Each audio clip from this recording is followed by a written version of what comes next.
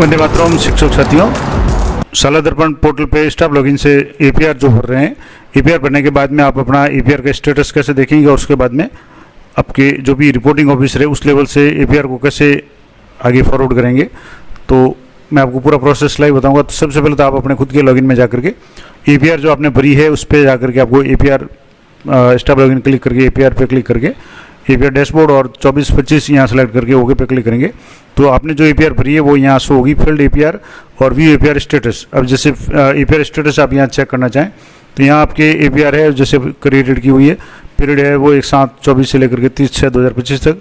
अब यहाँ व्यू पे आ रहा है पेंडिंग और यहाँ जैसे एपीआर पे इसके ऊपर पहला जो ऑप्शन था एपीआर फील्ड एपीआर, इस पर आप क्लिक करेंगे तो यहाँ भी आपकी जो एपीआर है वो भरी हुई है और सबमिटेड, यानी एम्प्लॉय लेवल से तो सबमिट हो चुकी है, लेकिन लेवल आगे जो आ रहा है वो है रिपोर्टिंग, यानी जो रिपोर्टिंग ऑफिसर आपने सेलेक्ट किया उस लेवल पे ही पेंडिंग है।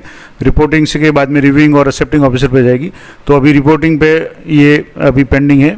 तो मैं रिपोर्टिंग ऑफिसर है उनके आईडी में जाकर के आपको बताता हूँ कि इसको आगे कैसे फॉरवर्ड करेंगे। तो इसके लिए आपको जो भी आपके डीडी है उनके आईडी में आना है और यहाँ आने के बाद में आपको एपीआर डैशबोर्ड पे क्लिक करना है। तो जो भी रिपोर्टिंग ऑफिसर है उनके स्टाफ लॉगिन पे जाकर के ये काम करना है। अब यहाँ से आप 2024-25 सेलेक्ट करेंगे, उसके बाद में आप ओके पे क्लिक करेंगे तो इनकी जो भी स्टेटस है ये तो चेक होगी। अब एक तो ये है कि इनकी खुद की एपीआर अगर भरी हुई है पर्सनल तो यहाँ पेंडिंग फील्ड वगैरह में शो होगी, और इनके अधीनस्थ जिन कार्मिकों ने इनको रिपोर्टिंग ऑफिसर या रिव्यूइंग ऑफिसर सेलेक्ट किया है उनकी एपीआर अगर आप देखना चाहें तो आप यहाँ से इस पर क्लिक करना है और यहाँ क्लिक करते ही आपके एक ओटीपी आएगा, आपको ओटीपी इंटर करना है और उसके बाद में इसको आपको कैसे वेरीफाई करना है। तो मैं यहाँ ओटीपी इंटर कर यहाँ पहले इसको क्लिक करेंगे, उसके बाद ओटीपी इंटर करके आपको बताता हूँ।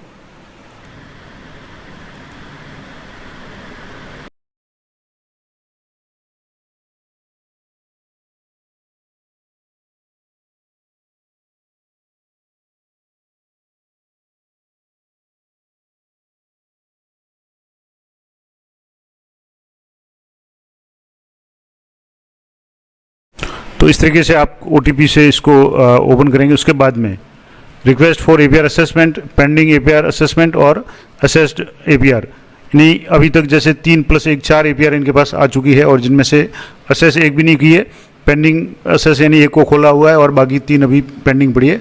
अब अगर बल्क में असेस एज रिव्यूइंग ऑफिसर करना चाहें तो वो रिव्यूइंग ऑफिसर के लिए और एक्सेप्टिंग ऑफिसर के लिए है, लेकिन रिपोर्टिंग ऑफिसर के लिए इसको एक एक को आपको क्लिक करके इसको करना पड़ेगा। तो मैं यहाँ जैसे रिक्वेस्ट एपीआर पे क्लिक करूँगा तो यहाँ जो भी एपीआर आई हुई है ये सारी तीनों शो हो रही है। अब यहाँ से एक एपीआर मैं यहाँ से सिलेक्ट कर रहा हूँ जिस पे आपको क्लिक करना है, जिस भी को भी एक आपको यहाँ से जैसे एपीआर पे सिलेक्ट करेंगे तो यहाँ जैसे ही इसको सिलेक्ट करेंगे तो यहाँ इसके आगे है वो यहाँ आपके एक्शन आ रहे हैं पेंडिंग, और ये एक्शन का बटन है और रिपोर्टिंग लेवल रिपोर्टिंग पे पेंडिंग है। अब आप ये एक्शन बटन है इस पर आपको क्लिक करना है, एडिट वाला ऑप्शन है। अब यहाँ आपके रिपोर्टी का नाम आ जाएगा, आपको चेक करना है। उसके बाद रिपोर्टिंग ऑफिसर किसको सिलेक्ट किया वो यहाँ जैसे जो भी प्रिंसिपल या डीडीओ है उनका है। उसके बाद में रिव्यूइंग ऑफिसर जैसे ये व्याख्या था कि तो उनका रिव्यूइंग ऑफिसर सीबीओ उनको सिलेक्ट किया हुआ है, और एक्सेप्टिंग ऑफिसर है वो डायरेक्टर महोदय आशीष मोदी इनका नाम आ रहा है। और अगर ये सही है तब तो आपको यहाँ चेक बॉक्स पे क्लिक करना है, और अगर आप गलत इसमें से कोई कार्मिक सेलेक्ट किया है, कोई भी रिपोर्टिंग ऑफिसर रिव्यूइंग ऑफिसर या एक्सेप्टिंग ऑफिसर कोई गलत सेलेक्ट किया है तो आपको यहाँ रीजन पे सेलेक्ट करना है, और रीजन आपके अलग अलग ऑप्शंस हैं।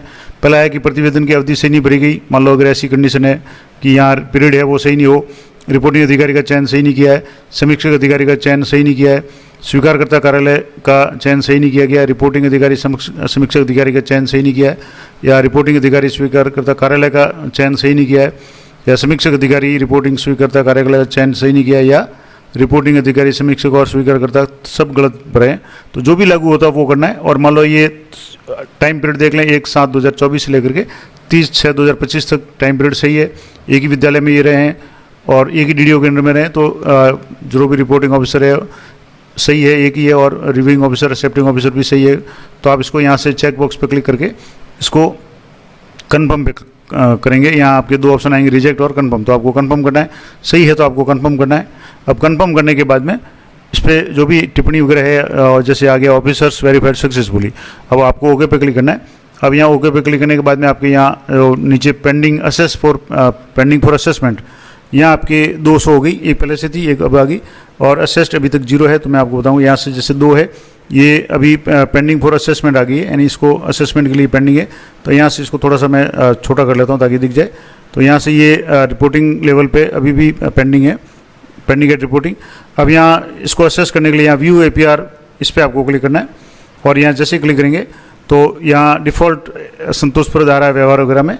अब आपको प्रतिवेदक अधिकारी के रूप में जो भी रिपोर्टिंग ऑफिसर है वो जिस कर्मचारी ने भेजी है उनका कार्य परिणाम कैसा है, जैसे संतोषप्रद है, अच्छा है, जो भी नेतृत्व गुण कैसा है, अच्छा है, प्रबंध की योग्यता है, निर्णय लेने की योग्यता वगैरह, पहल करने की योग्यता वगैरह, ये सारा आप भर लें। उसके बाद सामान्य मूल्यांकन कि जो भी आप इसमें लिखना चाहें, जो भी अधिकारी लिखना चाहें, जैसे संतोषप्रद है या जैसा भी है वो यहाँ लिख सकते हैं।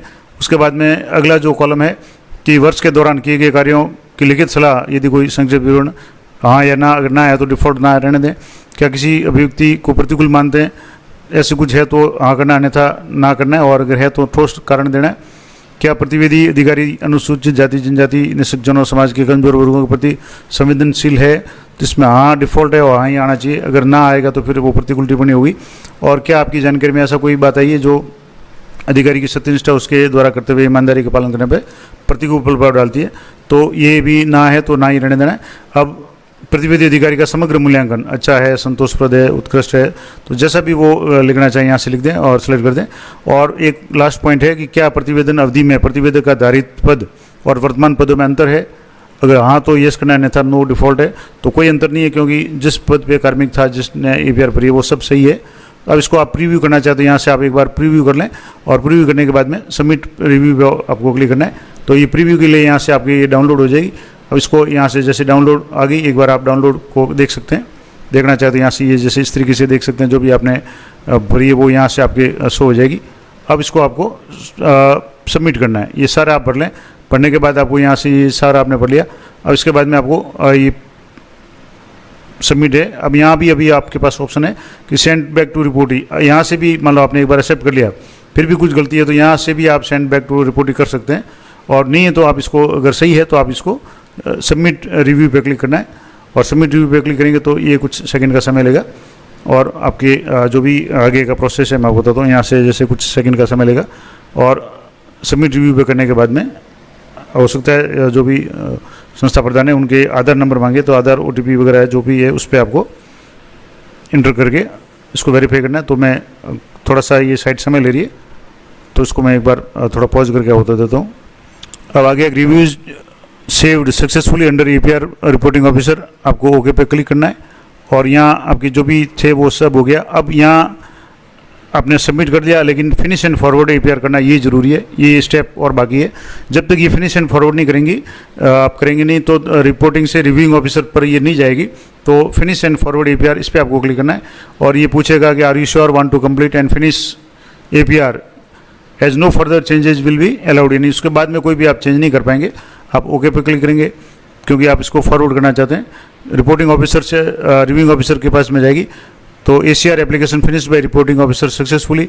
अब आप यहाँ से नीचे और देखेंगे तो ये सक्सेसफुली पहुँच गई या फॉरवर्ड होगी। अब व्यू साइन APR, अब इसके साइन ऑटोमेटिक हो गए, तो इसको एक बार देख लें कि साइन हुए नहीं हुए। तो यहाँ से ये देख लें, ये जो भी भरा था वो अच्छा था, जो भी था वो आ गया, और यहाँ आ गया डिजिटली साइन, ये साइन बाई जो भी रिपोर्टिंग ऑफिसर के साइन आ गए।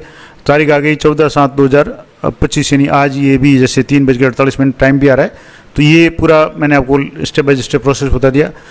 अब आपको मैं एक और बता दूं कि ये एम्प्लॉय लेवल से जो भी रिपोर्टिंग एम्प्लॉय ने अभी जो पेंडिंग आ रहा था उसको आप कैसे चेक करेंगे। तो एम्प्लॉय खुद अपने स्टाफ लॉगिन में जाएंगे, और जाने के बाद में अभी जैसे ये रिपोर्टिंग में पेंडिंग आ रहा था, अब वापस इसको मैं दोबारा इसको करके बता रहा हूँ। यहाँ से जैसे एक बार आप होम पेज पे चले जाएँ, और होम पेज पे जाने के बाद वापस APR पे क्लिक करेंगे, APR डैशबोर्ड पे क्लिक करेंगे, और यहाँ आपके व्यू APR स्टेटस है, इस पर आप क्लिक करेंगे। तो अभी जो जैसे पेंडिंग है रिपोर्टिंग ऑफिसर आ रहा था, अब वापस आप चेक करेंगे तो ये अभी तक जैसे ये पेंडिंग बता रहा है, लेकिन इसको एक बार और यहाँ से चेक करेंगे तो अब यहाँ आपके जो स्टेटस आ रहा है सबमिटेड और पेंडिंग एट रिव्यूइंग। अभी जो पेंडिंग एट रिपोर्टिंग आ रहा था, अब वो रिव्यूइंग पे पेंडिंग हो गया, यानी आपकी रिपोर्टिंग ऑफिसर से ये फॉरवर्ड होकर के रिव्यूइंग ऑफिसर के पास में चली गई है। अब जब भी रिव्यूइंग ऑफिसर इसको एक्सेप्ट करेंगे, फॉरवर्ड करेंगे, तब पेंडिंग एट एक्सेप्टिंग ऑफिसर आएगा, और एक्सेप्टिंग ऑफिसर अगर जब कंप्लीट कर देंगे तो आपके पूरा ओके आ जाएगा। उसको मैं अगर आप देखना चाहें तो यहाँ से सेशन चेंज करके मैं आपको बता सकता हूँ। जैसे पिछले साल का है, यहाँ से जैसे आप क्लिक करेंगे तो पिछले साल की APR आप यहाँ से देखना चाहें तो यहाँ व्यू APR स्टेटस है, तो यहाँ से आप ये देख सकते हैं कि ये सेव बाय ऑल ऑफिसर, और ये व्यू पे क्लिक करके आप इसको पुराने साल की डाउनलोड कर सकते हैं APR।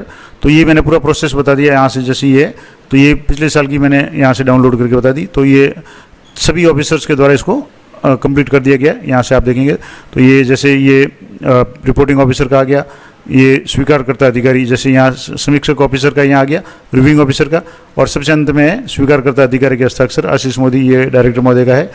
तो ये बल्क में एक्सेप्ट हो गई है। तो ये गत साल का है। तो इस तरीके से मैंने आपको दोनों तरीके बता दिए कि साला दर्पण पोर्टल पे कार्मिक अपने स्तर पे जो भी APR भेजी है वो रिपोर्टिंग ऑफिसर किस तरीके से उसको फॉरवर्ड करेंगे, और उसके बाद में कार्मिक अपना स्टेटस कैसे चेक कर सकता है कि उनकी APR है वो किस लेवल पे पहुंच गई है, रिपोर्टिंग ऑफिसर के पास से फॉरवर्ड होकर के रिव्यूइंग पे गई है या एक्सेप्टिंग पे गई है। सारी जानकारी मैंने आपको लाइव करके बता दी। आशा करता हूँ ये जानकारी आपके लिए उपयोगी रहेगी। इस तरह की लेटेस्ट और अपडेटेड जानकारी के लिए चैनल पर बने रहें। मिलते हैं नेक्स्ट वीडियो में, तब तक जय हिंद, जय भारत।